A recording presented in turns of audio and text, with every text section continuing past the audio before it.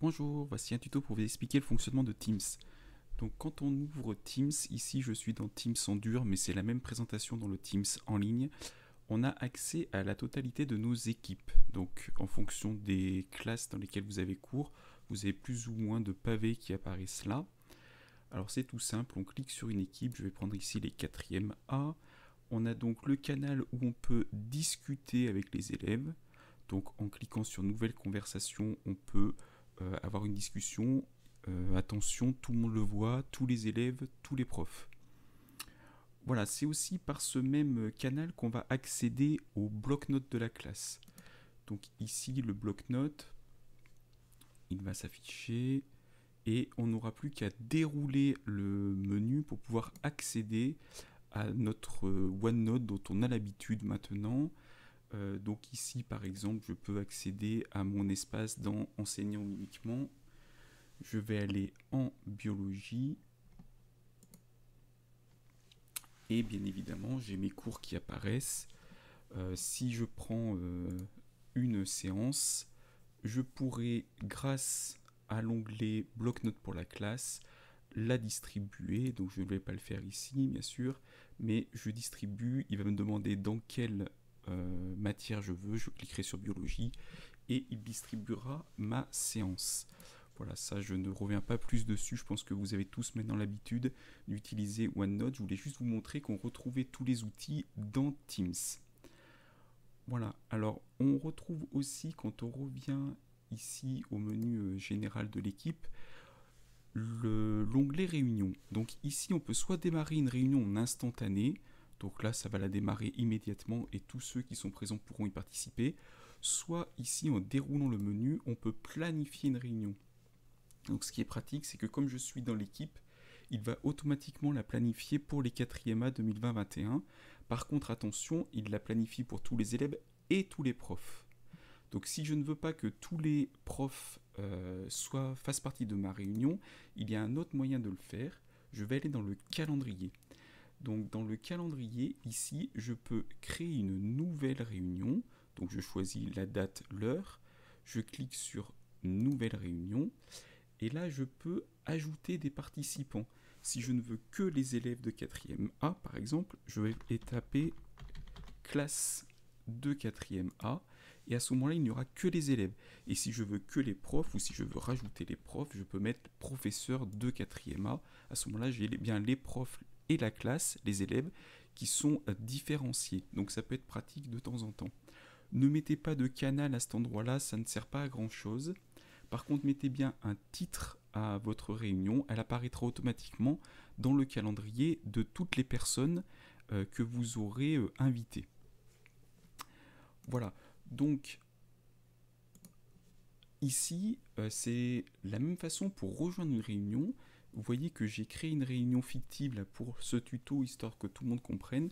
Quand je clique sur la réunion, je peux très facilement la rejoindre. Alors moi, je peux la modifier parce que c'est moi qui l'ai créée, mais vous pourriez la rejoindre au moment où vous voulez assister à cette réunion. Donc tout se gère dans finalement le calendrier de Teams. Il y a un autre moyen de pouvoir créer une réunion facilement et ça peut intéresser certains, c'est de passer par Outlook. Donc ici, normalement, vous êtes dans vos mails, mais si vous cliquez sur l'onglet calendrier, vous avez tout votre calendrier qui apparaît avec vos différentes réunions. Et si vous cliquez sur une case, alors attendez, je vais prendre le bon calendrier.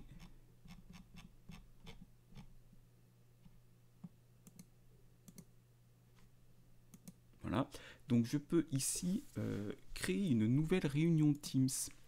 Alors c'est pratique parce que je suis dans mon espace mail, donc je lui donne un titre, je mets la présence comme tout à l'heure de qui je veux, et je fais envoyer, et ça va automatiquement envoyer un email pour pouvoir participer à cette réunion.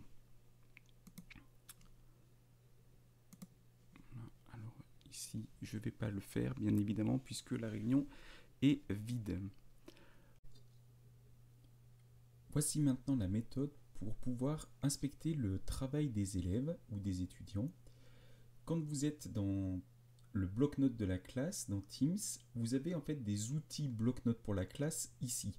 Donc vous allez cliquer dessus et ici vous avez différents outils dont examiner les travaux des étudiants. Vous allez cliquer dessus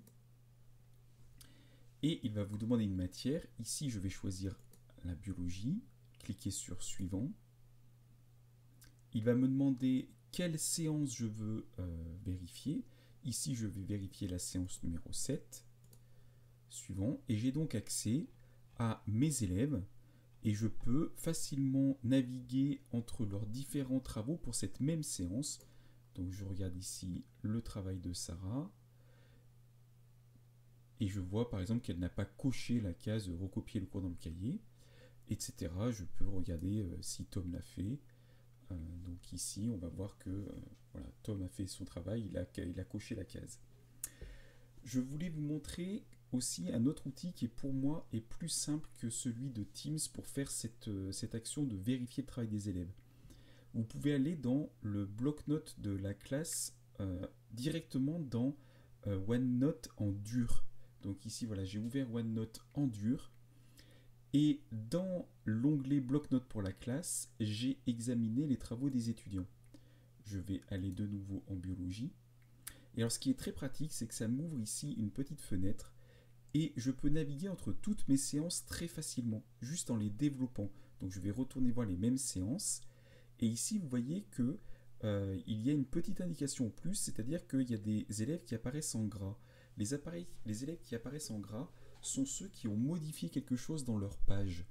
Et une fois que je les aurai regardés, par exemple Julia, je vais les regarder, eh bien normalement ils vont apparaître d'une autre couleur, ils ne sont plus en gras. Si je reviens, Julia n'est plus en gras, ça m'indique que j'ai vérifié son travail. Une autre petite chose qui peut être pratique, c'est que j'ai la possibilité, ici en cochant Lock Pages, de bloquer toutes les pages des élèves pour ne plus qu'ils puissent modifier leur travail.